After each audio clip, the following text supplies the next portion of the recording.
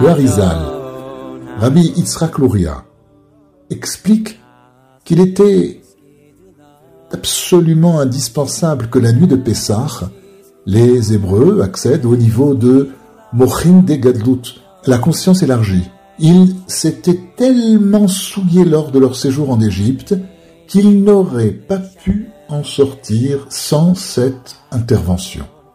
Les Hébreux reçurent ainsi une conscience non pas progressive, mais soudaine. Ils acquirent directement Mochin de Gadlut, sans passer par le stade antérieur, celui de Mochin de Katnut, la conscience étriquée ou limitée.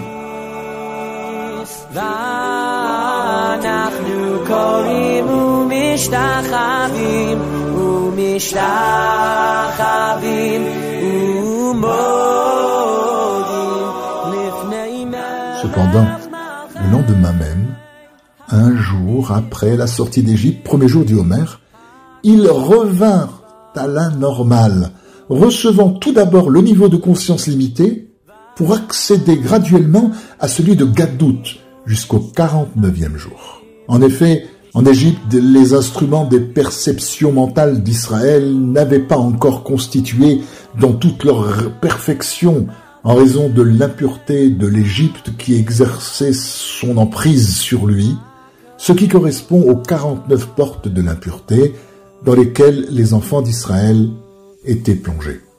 C'est pourquoi, si la lumière qui descend d'en haut avait dû adopter une forme selon le contour de leur récipient, cela aurait conduit à l'effet inverse, conformément au principe de « si l'homme n'est pas méritant, la Torah devient pour lui un poison mortel ».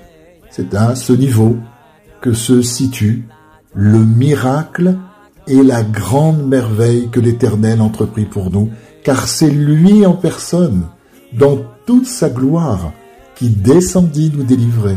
En d'autres termes, il ne se conduisit pas envers nous comme à son habitude. Lorsque la lumière simple qui émane d'en haut descend et adopte une forme en bas en fonction de l'ustensile présenté par ceux qui la reçoivent, mais l'Éternel déploya alors miraculeusement sa bonté et ses prodiges envers nous. Il amena la lumière en lui conférant une forme d'en haut, celle de la bénédiction et du bien.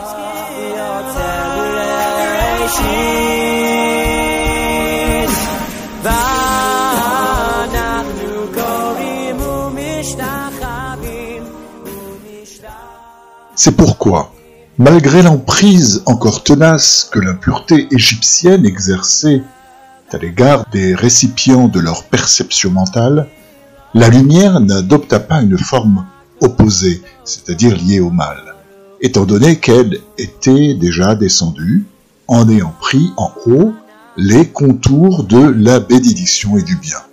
Au contraire, c'est grâce à cela que l'impureté de l'Égypte fut soumise et que les récipients d'Israël furent purifiés, ce qui aboutit à la délivrance. Cette manifestation du Créateur correspond à l'éveil d'en haut qui précède celui d'en bas et qui prit place lors de la sortie d'Égypte.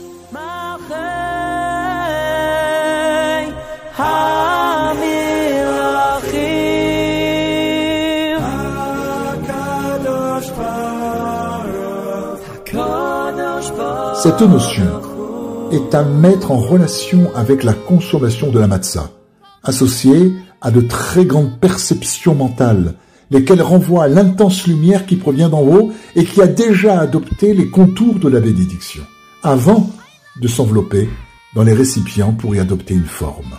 Après le premier jour de Pessah, cette grande illumination qui provenait d'en haut disparaît. On amène alors l'Homer et l'on commence à faire le décompte des jours qui nous séparent du don de la Torah. Autrement dit, nous nous consacrons à la rectification des récipients afin d'avoir le mérite de recevoir la lumière inhérente à la réception de la Torah lors de la fête de Shavuot, en lui conférant l'aspect de la bénédiction grâce à la réparation de nos récipients.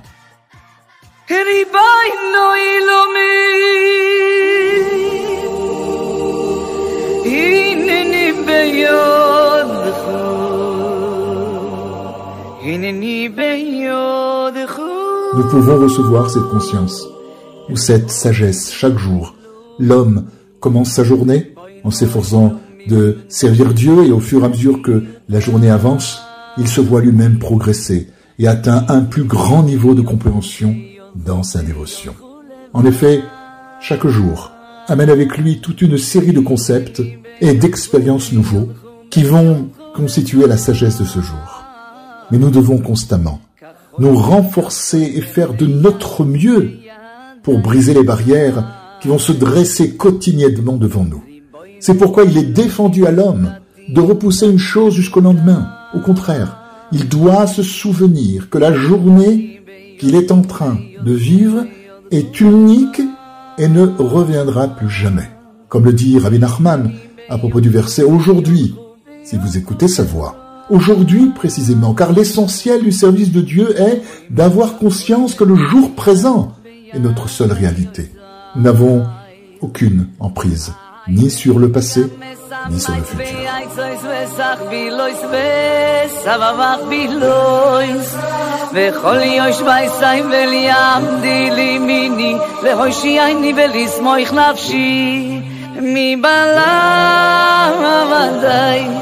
Mi balada izum vezrosu ay nay nay nezru vi yeshiu